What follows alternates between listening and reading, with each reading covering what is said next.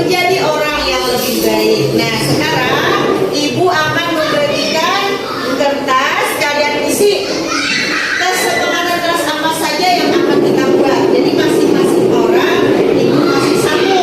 Setiap orang harus mengisi. Nah, nanti kita tempel di sini. Kemudian akan kita lihat dulu, kita pilih kesepakatannya apakah bisa kita sepakati atau tidak. Nah, sudah siap semuanya? Ya.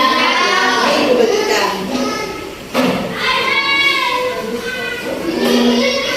Semua, siapa yang sudah selesai? Ya, Sipa. Apa kesepakatannya, Sipa? Tepat waktu masuk dan keluar.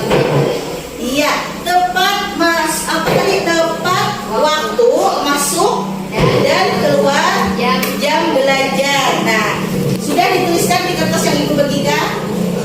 Tuliskan dulu sih Pak. Setelah ditulis nanti ditempel ke depan. Siapa lagi yang sudah selesai? Pendi. Sudah buat? Iya. Apa Pendi? Mengumpulkan tugas tepat waktu. Iya, mengumpulkan tugas tepat waktu. Tulis Pendi di kertasnya Pendi. Sudah. Ya, kalau sudah silahkan tempel ke depan. Ya, tempel di sini Pendi. Salah. Iya. Terus siapa lagi? Rido. Minta izin ketika mau meminjam barang orang lain. Iya, minta izin ketika mau meminjam barang orang lain. Sudah dituliskan Rido? Tulis dulu Rido. Duan sudah? Ya, apa Duan? Membuang sampah pada tempatnya. Ya, silakan maju Duan. Sipa sudah? Silakan maju. Ya, tempel sejajar gitu ya. Membuang sampah pada tempatnya. Begitu. Oke, yang sudah. Ya, April silakan. Apa? April. Tidak boleh kata-kata kasar ataupun bersopan.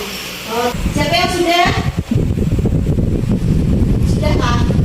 Apa? Tidak makan, minum dan bercanda ketika belajar. Iya, tidak makan, minum dan bercanda ketika belajar. Silakan ditempel ke depan. Ido sudah. Punya Ido apa?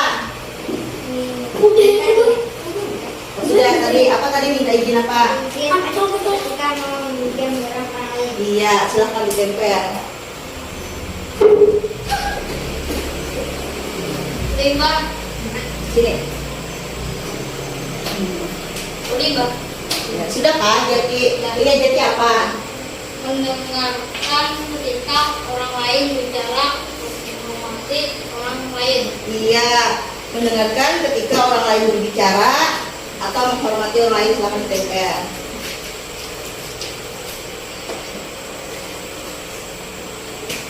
Siapa lagi yang sudah? Sudah, Opa. Punya Opa. Mengikuti sholat berjamaah dan kegiatan keagamaan. Iya, mengikuti sholat berjamaah dan kegiatan keagamaan.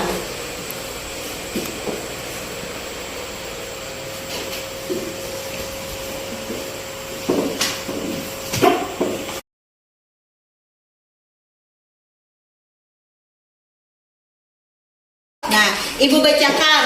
Ini kesepakatan kelas yang kalian semua buat. Apakah ini semua bisa diterima atau perlu kita revisi kembali? Ibu bacakan terlebih dahulu. Yang pertama, mengumpulkan tugas tepat waktu. Bagaimana? Setuju tidak? Setuju. Oke, setuju. Kemudian membuang sampah pada tempatnya. Setuju tidak? Setuju. Oke, setuju. Terus tepat waktu masuk dan keluar jam belajar. Setuju tidak? Setuju. Tidak makan, minum dan bercanda ketika belajar. Setuju? Setuju. Oke. Mengikuti sholat berjamaah dan kegiatan keagamaan. Setuju tidak? Setuju. Tidak berkata kasar atau tidak sopan. Setuju. Setuju. Kemudian membudayakan 5S. Apa itu 5S?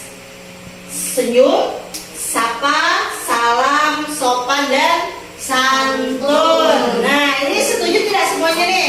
Setuju. Berarti kalau kita buat kesepakatan ini, Artinya kalian semuanya harus apa nih? Mengikuti. Iya, mengikuti. Tidak boleh melanggar. Kalau melanggar berarti ada Sanksi. ada sanksi, tidak ada hukuman, cuma ada sanksi ya di sini ya. Kalau kalian tidak mengikuti kesepakatan yang kita buat bersama-sama, berarti kesepakatannya ini sudah kita putuskan. Berarti ibu bisa apa nih? Meresmikan lah misalnya kalimatnya kan, kesepakatan kelas kita pada hari ini. Oke, semuanya disetujui nih? Ibu ketuk jari dia lah tanda paunya. Ya, kesempatannya kita setujui. Oke semuanya, kita tadi sudah membuat kesepakatan kelas. Nah, kemudian kita lanjutkan lagi membuat keyakinan kelas. Apa gunanya kita membuat keyakinan kelas di sini? Nah, tujuannya agar kalian ini memiliki kemandirian. Nah, mandiri dalam hal apa? Dalam segala hal. Baik itu kedisiplinan, baik itu dalam segala aspek yang mengikuti karakter profil pelajar Pancasila. Nah, ini keyakinan kelas inilah yang kita harapkan mencerminkan diri kalian masing-masing. Nah, sekarang ibu minta lagi kalian menuliskan keyakinan kelas apa yang sekiranya bisa kita aplikasikan untuk kelas kita ini. Nah, jadi kalian buat seperti tadi masing-masing, satu orang satu, nanti kita tempel dan bisa disepakati atau tidak, nanti kita lihat. Nah, silahkan kalian isi di buku aja dulu, di buku pian aja dulu, tulis karang-karang dulu apa nih keyakinan kelasnya nih yang cocok nih buat kelas kami nih. Nah, buat aja dulu, nanti akan ibu bagikan kertas ini. Atau langsung di sini saja? Itu aja. Di sini saja. Oke, ibu bagi.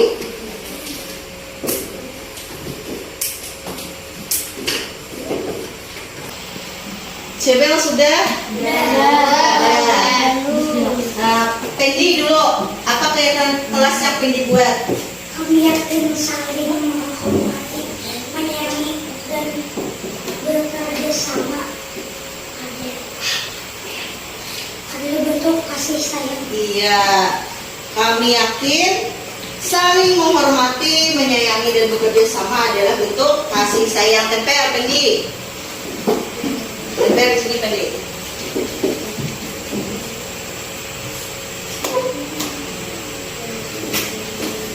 Siapa lagi yang sudah? Sudah. Ya, Opa dulu, Opa. Kami yakin kelas kami yang paling bersih dan rapi. Iya, kami yakin kelas kami yang paling bersih dan rapi. Tempel, Opa. Siapa lagi? Ya, Alhamdulillah deh. Setiap anggota kelas kami disiplin dalam menggunakan waktu. Iya, setiap anggota kelas kami disiplin dalam menggunakan waktu. Iya, Tempel. Ya, apa Rupiah? Kami yakin menjaga kelas tetap bersih dan rapi sebagian dari iman. Iya, kami yakin menjaga kebersihan itu sebagai iman. Ya, apa aja, Ki? Kata-kata sopan dan santun adalah akhlak terpuji. Iya, kata-kata sopan dan santun adalah akhlak terpuji. Tempel di bawah, Amin Syakila. Ridho udah kan? Ya. Apa punya Ridho? Lain minta izin ketika meminjam barang. Selalu minta izin ketika meminjam barang dan mengembalikannya. Iya, selalu meminta izin ketika meminjam barang dan mengembalikannya. Nah, siapa lagi yang sudah? Ya, kalian dulu. Kalau kami yakin sholat berjamaah disukai Allah SWT.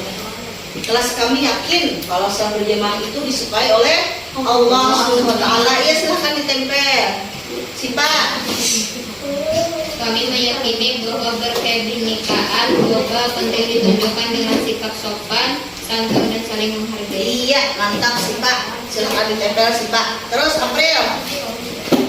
Anak baik selalu mendengarkan ketika orang lain sedang berbicara. Iya, anak baik selalu mendengarkan ketika orang lain sedang berbicara. Artinya nih kalau ketika orang lain lah bisa guru, misalnya waktu belajar lah, ketika guru menyampaikan pembelajaran atau teman Pian sedang berbicara, Pian harus mendengarkan. Lah, nah ini bisa diterima tidak?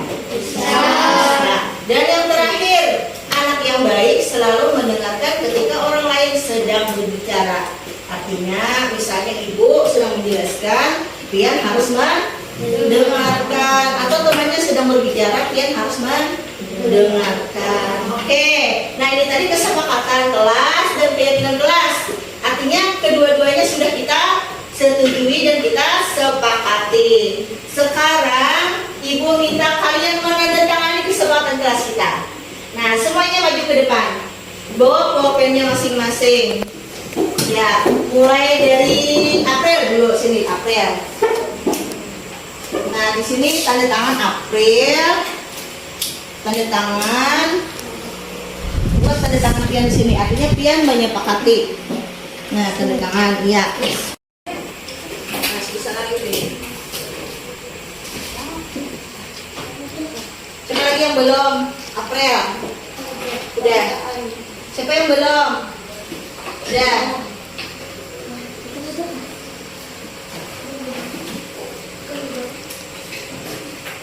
Siapa?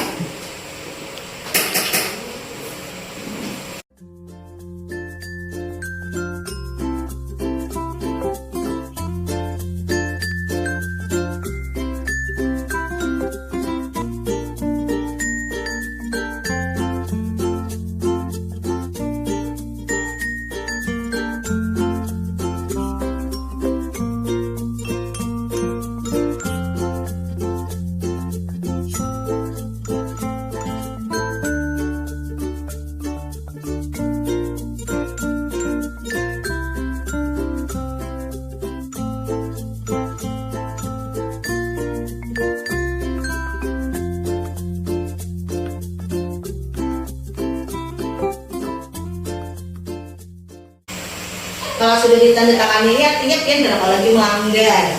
Kalau pian melanggar, nanti pian dapat sanksi.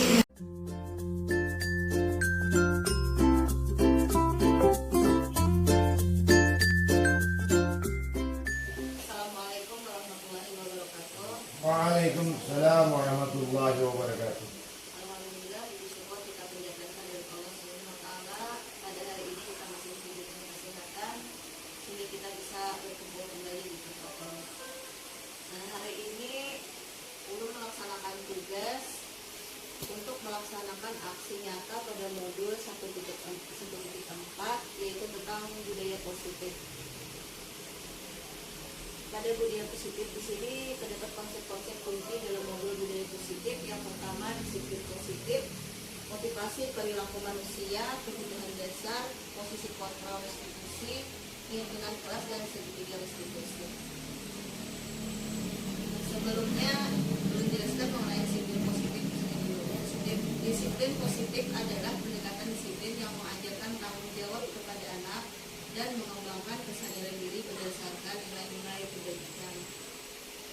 Disiplin positif menjadi dasar penting dalam menciptakan budaya positif di sekolah.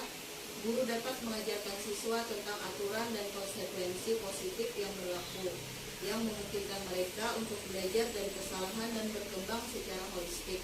Dengan pendekatan ini, siswa menjadi lebih bertanggung jawab atas tindakan mereka sendiri. Nah, kemudian di sini ada beberapa motivasi perilaku manusia. Yang pertama, motivasi perilaku manusia yaitu untuk menghindari ketidaknyamanan atau hukuman. Kemudian untuk mendapat imbalan atau penghargaan dari orang lain. Nah, motivasi perilaku manusia di sini masih tergolong motivasi eksternal atau dari luar. Nah, kemudian ada motivasi perilaku manusia yang lain yaitu untuk menjadi orang yang ingin dan menghargai diri sendiri dengan nilai-nilai yang mereka percayai. Kalau motivasi yang di sini ini sudah mencerminkan motivasi internal karena lahir dari dalam dirinya sendiri tanpa harus diarahkan atau mendapatkan motivasi dari orang lain. Jadi pada motivasi ini terdapat keinginan dari dalam dirinya sendiri. Kemudian ada beberapa kebutuhan dasar. Kebutuhan dasar manusia yang pertama, kebutuhan untuk bertahan hidup, kasih sayang dan rasa diterima, kebebasan, kesenangan dan penguasaan. kebutuhan dasar yang ada pada manusia, contohnya dasar. Jadi anak merasa tidak bebas karena gurunya monoton dalam mengajar, itu saja. Anak tidak merasakan apa yang ia inginkan. Kemudian contoh yang ketiga, aku sebel, gambarku tidak rapi. Malah ibu guru nunjukin ke teman-temanku di depan kelas. Nah, kebutuhan dasar di sini yang dimiliki anak adalah penguasaan. Kemudian posisi kontrol. Jadi seorang guru itu memiliki beberapa posisi kontrol. Yang pertama adalah sebagai penghukum, yang kedua pembuat merasa bersalah, yang ketiga teman, yang keempat pemantau, dan kelima manajer. Kira-kira kita di sini sebagai guru kebanyakan berada di posisi kontrol yang mana, Bapak Ibu? Ya, kira-kira dengan berjalannya waktu, dengan belajar, ternyata ada posisi yang lain yang kalau belum belajar selama mengikuti program guru penggerak ini, kita hendaknya itu bisa berada di posisi manajer. Nah, posisi manajer sebenarnya apa ya, sulit juga menerapkan. Posisi manajer ini kan memberikan pemahaman kepada anak. Misalnya anak membuat kesalahan, kita tidak boleh mengatakan atau melakukan kata-kata kasar. Misalnya, kenapa pian tetap melambat, kenapa pian tidak memberi tugas. Nah, sebenarnya kalau di posisi manajer tidak boleh lagi menggunakan kata-kata seperti itu. Namun terkadang anak-anak ini kalau kita memberikan bimbingan dengan lemah lembut dan tidak ada intonasi yang sedikit menggetak, anak itu seolah-olah tidak mempan. Nah, tapi diharapkan di sini kita berada pada posisi manajer, karena pada pelajaran kami di sini untuk saat ini yang paling tepat itu pada posisi manajer, supaya kita tidak meninggalkan kesan kepada anak itu atas perilaku mereka dan mendukung mereka dalam menemukan solusi saat masalah yang mereka hadapi. Nah, ini adalah posisi kontrol sebagai manajer. Posisi kontrol seorang guru sebagai manajer juga mengacu pada restitusi, yaitu memungkinkan siswa menjadi manajer bagi dirinya sendiri dan menciptakan identitas positif serta keberhasilan dalam diri mereka. Jadi kalau kita berada pada posisi manajer, otomatis kita akan menyadarkan sendiri kepada anak. Nah, anak bisa memiliki kesadaran sendiri tanpa harus diberikan ancaman-ancaman atau hal-hal yang lain lah, atau gertakan dan sebagainya. Posisi kontrol seorang guru, di sini ada perilaku kontrol yang negatif sebagai penghukum. Berarti kita kalau ini masih berposisi penghukum termasuk posisi kontrol yang negatif. Contohnya di sini menghardik, menunjuk-nunjuk, menyakiti, menyindir. Contoh, guru berkata, kalau kamu tidak melakukannya, saya akan hukum kamu, misalnya bersidang dosen. Nah, kemudian pembuat merasa bersalah. Misalkan guru berceramah menunjukkan kekecewaan mendalam. Misalnya guru ini memadai anak di kelas, ibu kecewa benar dengan lihat ini. Kemudian misalnya contohnya, kamu sudah mengecewakan bapak dan ibu. Sebagai teman, ini kalau posisi sebagai teman ini ada dua versi, ada posisi positif, ada posisi negatif. Kemudian yang terakhir, yang sangat diharapkan ini kita berada di posisi manajer. Kalau berada di posisi manajer ini, guru hendaknya mengajukan pertanyaan-pertanyaan.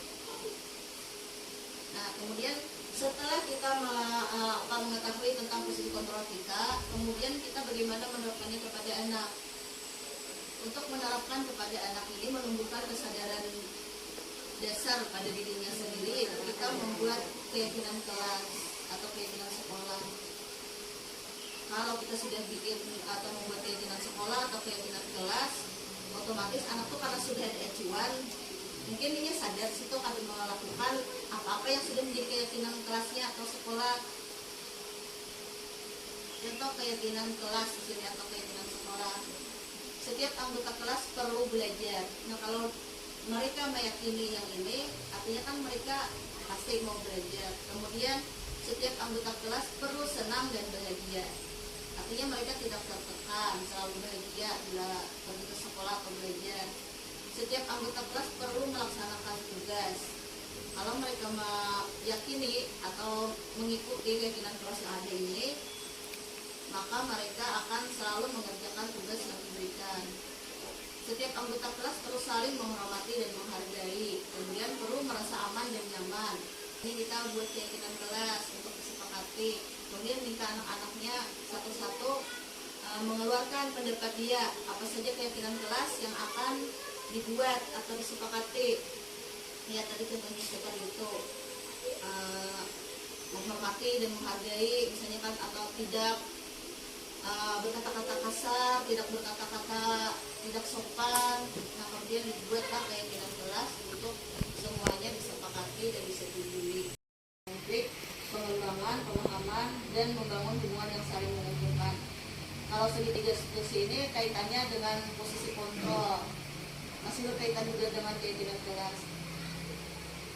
Segitiga institusi ini kan intinya menggali permasalahan-permasalahan ada pada anak, kemudian memberikan pemecahannya. Nah, jadi kalau kita berada pada posisi kontrol mana, misalkan pada posisi kontrol manajer tadi, nah maka yang akan kita lakukan adalah merestitusi anak atau menggali, mencari informasi tentang apa yang terjadi pada anak yang bermasalah. Restitusi ini yaitu menstabilkan identitas, validasi tindakan yang salah, kemudian menanyakan keyakinan.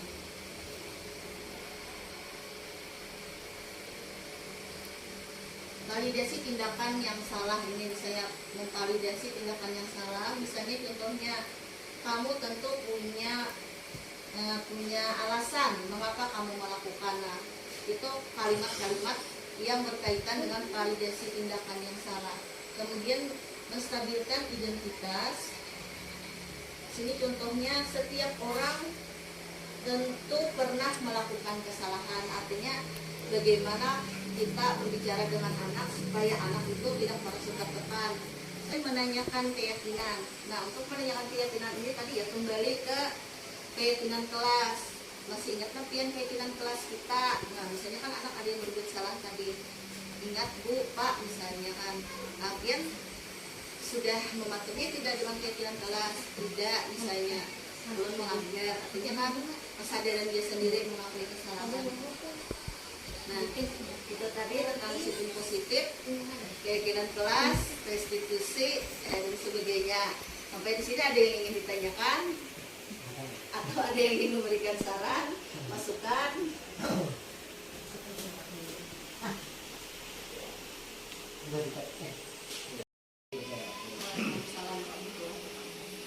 Tadi di sana ada dikatakan tidak boleh memberikan hukuman.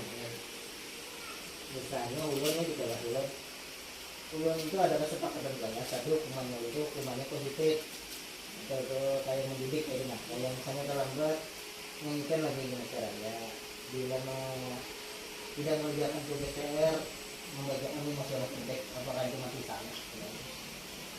Kalau di sini yang ulun ikuti selama program berpenggerak, kalau menurut yang pendapat Bapak tadi sebenarnya itu tidak salah. Karena hukuman di sini kan maksudnya yang berdampak negatif, yang berkepanjangan. Ini tadi kalau dihukum berdiri di muka kelas, kan dia sampai tua, maksudnya ingatnya ulun dulu sudah didiriakan.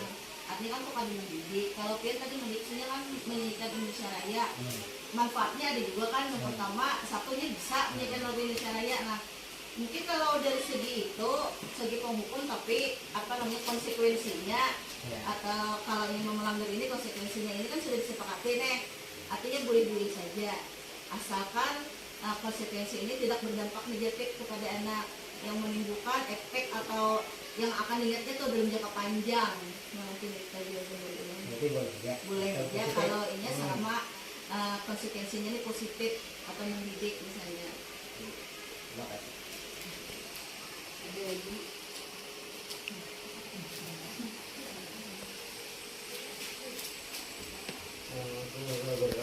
sedikit turun bertanya tentang tadi ada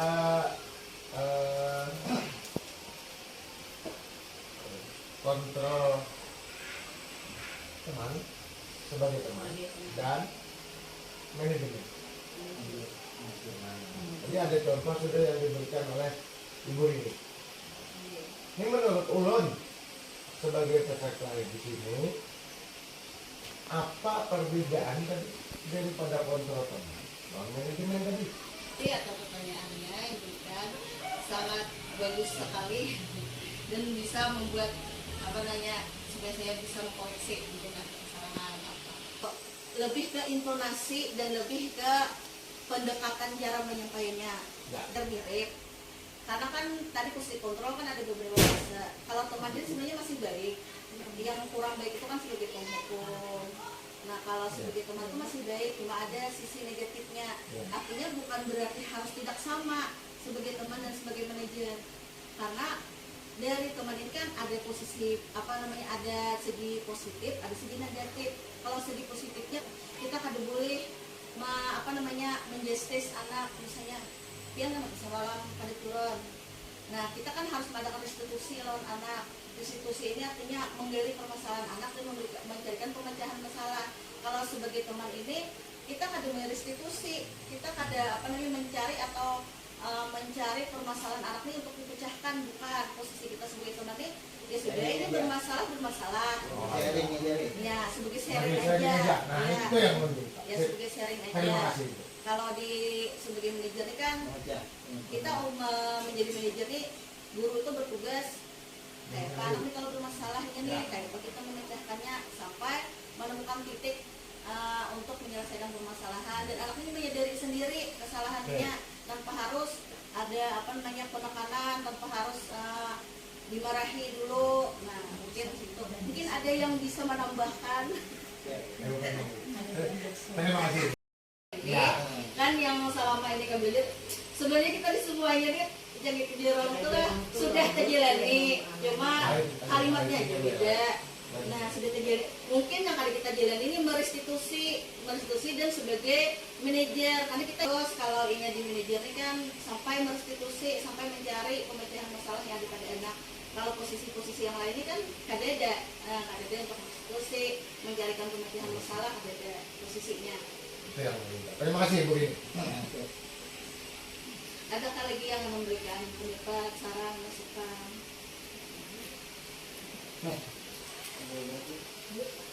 Sudah. Nah, kalau sudah, terima kasih atas partisipasinya pada hari ini dan terima kasih atas masukan-masukan, pertanyaannya.